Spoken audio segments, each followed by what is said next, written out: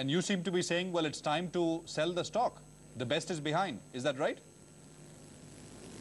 Yes, I mean, if you look at last fiscal, that is FY14, the profitability doubled for these companies, all the tire makers, basically on account of raw material being down, and they're enjoying highest margins ever in their history at around 12% EBITDA level. But if you look at Q1 of this fiscal, two, three things here. One, their other expenditure has increased mainly on account of advertising and higher power and fuel cost. And second thing is because of incentives and bonuses to employees, the employee cost is up almost 20%. So if you look at employee cost and other expenses, which is up by almost 20%, whereas the top line is up only by 10%, that has led to almost 300 basis point decline in margins from 11.8% last year, same quarter, to 9.1% this quarter. So because of decline in margins at around 9% vis-a-vis expectation of 11%, the numbers were quite disappointing, with EBITDA being at 15% decline for the quarter at around 1.3 billion as against our estimate of 1.6 billion. So given that that doubling of profit in FY14 is behind us, and next 2 years my projection is only 6-7% earnings CAGR for next 2 years for the company, and the stock already is trading at some 7.5 to 8 times 1 year forward PE, I believe the good times are over for the company. And going forward with the capex plan, where they have almost 1,000 crores of capex lined up over next 2 years, I believe the free cash flow will be negative for the company given the earnings which are quite muted for next 2 years. So that 12% EBITDA margin, which was a peak for them in FY14, I think it will be difficult to revert to that kind of number at 12%. At best, from a 9% EBITDA margin this quarter, they can again come back to, let's say, around 10% levels. But that is about it. I don't see them coming back to that 12% levels, which was the highest margin for them. Yes. Surjit, when we used to chat with the management, they used to say that through the last quarter, from the beginning of the year, they used to say, well, 12-13% margins aren't sustainable. They will come. So the market knew this, right? So what is the, because the market seems to be reacting with a certain amount of shock. They weren't going to be 12-13%. This morning the management has said they'll settle around, they will be double digit. So they'll be 10% plus. So it was already running ahead of fundamentals. I buy your point that market knew that, but as it is, I mean, if you look at their volume growth in motorcycles and in utility vehicle, it continues to be 20% plus. So despite volume growth being higher and 10% top line growth, which again is better than the industry, margins at 9% were not called for. I mean, we were expecting around 10 to 11%. I buy your point that 12% was the highest margin, and going forward, we were expecting a decline, but the decline was almost 300 basis points.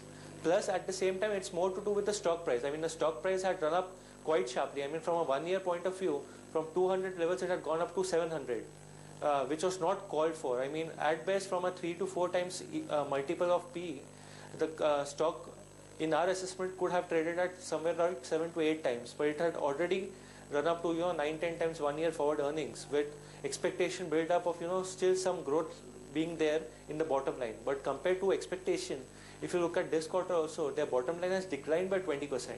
So compared to a 10% growth, if there is a decline of 20%, and that 11-12% margins are past, then I believe that will be difficult for market to take in that stride. And it's more to do with the stock price and the euphoria in the mid-cap segment per se. I mean, the way the stock price had gone up by 3 to 4 times in last 1 year, it was running ahead of fundamentals. I mean, after 500, 550, we were also recommending clients to, look at partially booking profits, because above 550, it was difficult to justify these valuations, where the stock had gone up to 700 levels or so. Does it have implications for other tire stocks which have also gone up quite a bit, multiple times? I mean, CEAT, even after the 10-12% correction yesterday and today, is up 6 times over the last 10 months. Other stocks are not up 6 times. CEAT did the best, but others are up 3-4 times. You think, Surjit, can you hear me?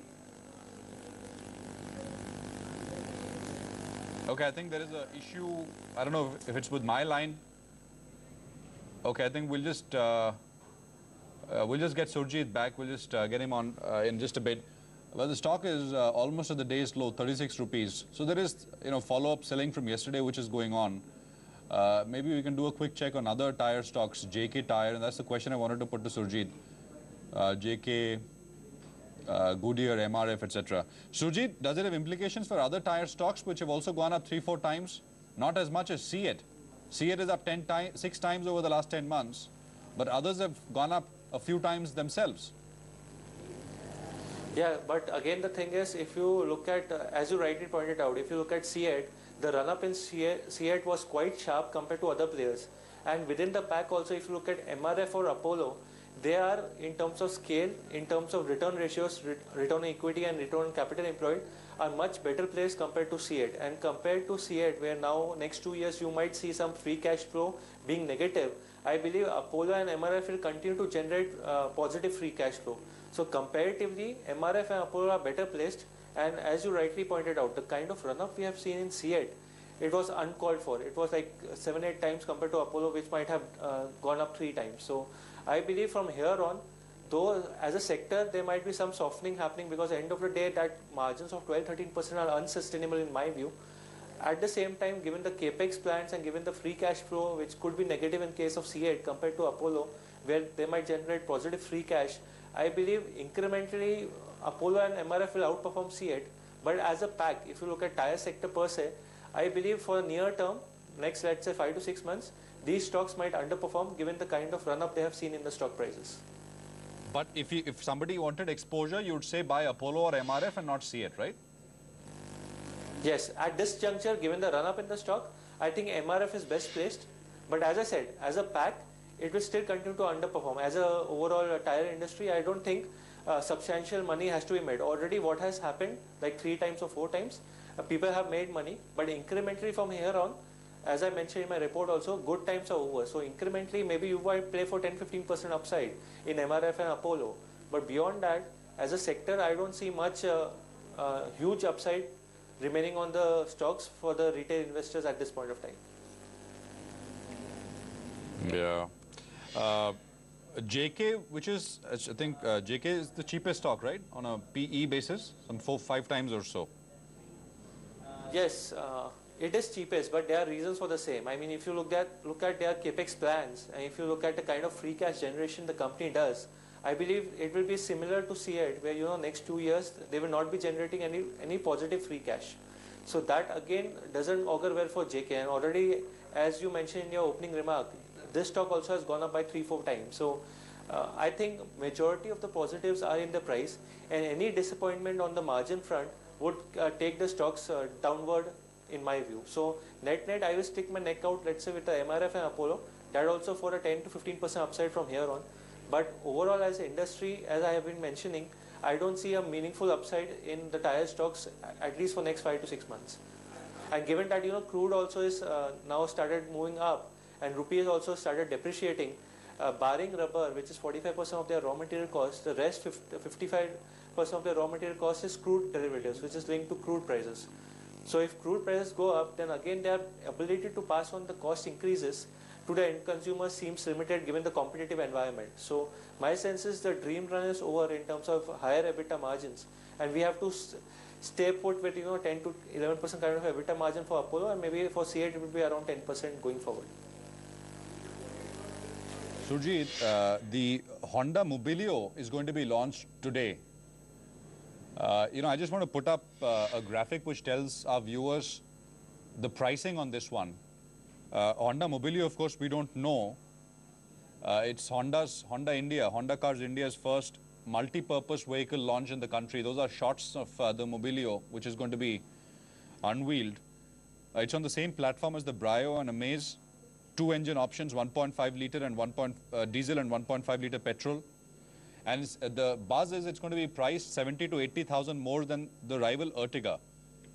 By the way, there was news on Newsflash and Wires this morning which said that Maruti is giving up to 85,000 rupee discount on Ertiga ahead of the Mobilio launch.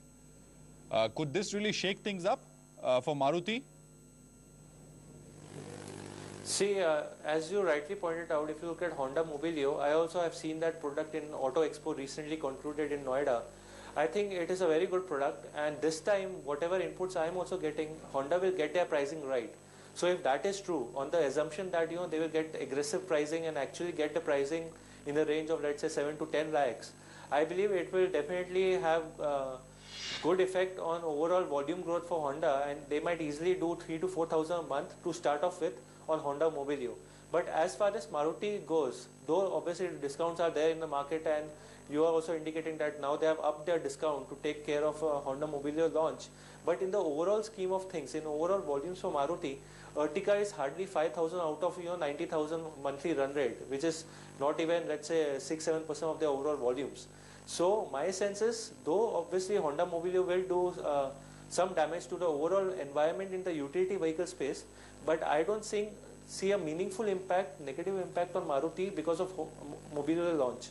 And plus, in case of Maruti, in next 5 to 6 months, they are also planning a new utility vehicle in the market.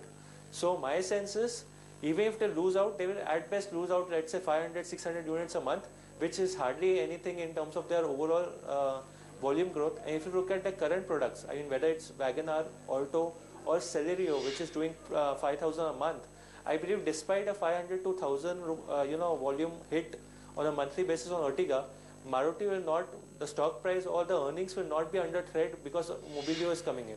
Yes, you might see a knee-jerk reaction in the stock price today once the Mobilio pricing is announced, but that is about it. Going forward incrementally, I don't see a meaningful dent to market volume of Ertiga, and that impacting the overall volume picture for Maruti, because Maruti, if you look at next 2 to 3 months, the base is quite tepid, and the momentum in volumes continue to be strong there, where their retail volumes are higher. So next 3 to 4 months, in my view, Maruti could easily report 13 to 14% volume growth in the domestic market for next 4 to 5 months. So that itself is a very big number for them. When you said 7 to 10 lakhs, you mean the 10 lakhs diesel, 7 lakhs petrol. I mean that basically is what you meant, right? I mean, they will have three to 4 variants. So yes, I mean, okay. The base variant could be 7.5 lakhs, and this is all ex-showroom. I mean, on-road prices will be different. But I'm saying 7.5 lakhs would be a starting point, and the high end could be around 10 lakhs, 10.5. Right.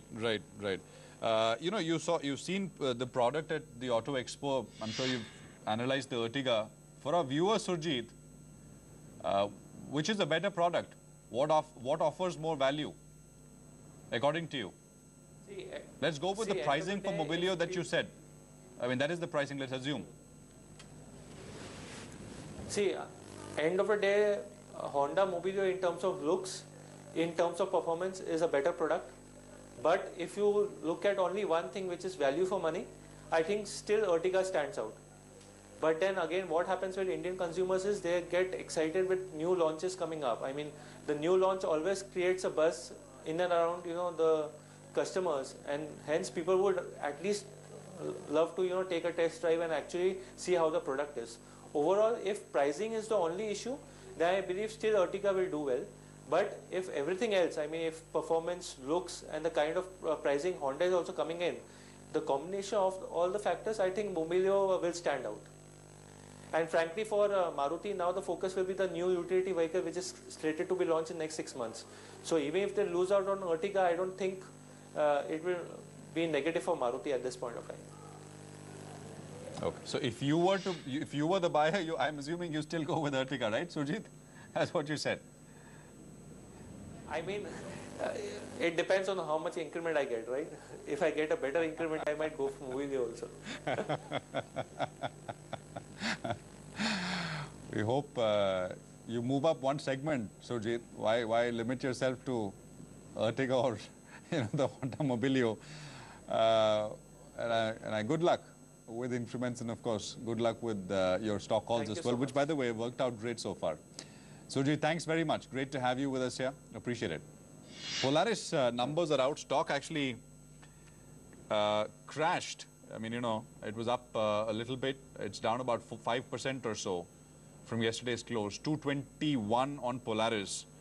Numbers are on your screen. 38.3 odd crores in profits. It's a dip quarter on quarter. Sales are down quarter on quarter as well. Prashant. So this is what we have on Polaris so far. Prashant, when the numbers came out, Polaris was trading at I think at about 233, 232, 233, and look what happened.